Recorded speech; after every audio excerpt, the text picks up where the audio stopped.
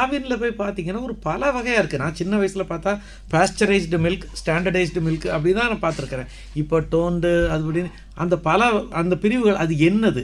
அத கொஞ்சம் நேயர்களுக்கு சொல்லுங்க. சார், நீல கலரில் ஒரு பாக்கெட்டு, பச்சை கலரில் ஒன்று, மெஜந்தா கலரில் ஒன்று, ஆரஞ்சு கலரில் ஒன்று கொடுக்குறாங்க. இந்தியா முழுக்க இந்த கலர் ஒரே மாதிரி தான் சார். இதுக்கு என்ன வித்தியாசம் அப்படின்னு பார்க்கும்போது, பால் தேவைகள் குழந்தைகளுக்கு ஒரு தேவை இருக்கும், வயதானவங்களுக்கு ஒரு தேவை இருக்கும், வளர்கின்ற குழந்தைங்களுக்கு ஒரு தேவை இருக்கும், அலுவலகத்துக்கு போகிறவங்களுக்கு ஒரு தேவை இருக்கும். குழந்தையினுடைய சத்தை அதே லெவலில் வச்சிருக்கிறதுக்காக நாம் கொடுத்துருக்கக்கூடிய பால் தான் டோன்டு மில்க் அப்படின்னு சொல்லக்கூடிய நீல கலர் பாக்கெட். இதில் என்ன கொழுப்பு இருக்குன்னு பார்த்தீங்கன்னா 3% கொழுப்பு இருக்கும். கொழுப்பில்லாத சார்கள் 8.5% இருக்கும். இது பிறந்த குழந்தையிலேருந்து வளருகின்ற குழந்தைகளுக்கான ஒரு பால். இது அவங்களுக்கு மட்டும்தான் கொடுக்கணும். அடுத்து பச்சை கலரில் ஒரு பால் பாக்கெட்டு சார். ஒரு குழந்தை வளர்ந்துடுச்சு, பள்ளிக்கு போயிடுச்சு, அதுலேருந்து கல்லூரிக்கு போகுது, அதுக்கப்புறம் அலுவலகம் போகுதுன்னா இந்த வளர்கின்ற பருவம் இருக்குது பார்த்தீங்களா, இவங்களுக்கானது அந்த பச்சை கலர் பால் பாக்கெட். இது பேர் ஸ்டாண்டர்டைஸ்டு மில்க் அப்படின்னு பேருங்க. இதில் 4.5% கொழுப்பும் 8.5% கொழுப்பில்லாத பொருட்களும் இருக்கும். அடுத்து மூன்றாவது வயதானவர்கள்.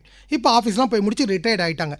அவங்களுக்கு என்ன தேவைன்னு பார்த்தீங்கன்னா, கொழுப்பு குறைவாகவும் கொழுப்பற்ற பிற பொருட்கள் அதிகமாக அவங்களுக்கு தேவைப்படும். அவங்களுக்கு கொடுக்கக்கூடிய மில்க் டபுள் டோன்டு மில்க் அப்படின்னு சொல்கிறோம். அதில் கொழுப்பு எவ்வளோ இருக்குன்னா 1.5% கொழுப்பு இருக்கும், கொழுப்பு இல்லாத பொருள் 9% இருக்கும். இதனுடைய சக்தியில் பார்த்தீங்கன்னா கொழுப்பு குறைவாகவும் கொழுப்பற்ற பொருள் அதிகமாகவும் வயதானவர்களுக்கு தேவையான அளவு வச்சுருக்கோங்க. இது மெஜந்தா கலரில் இருக்கும், இது டபுள் டோன்டுன்னு இருக்கும். தயவுசெய்து கேட்டு வாங்கி குடிங்க.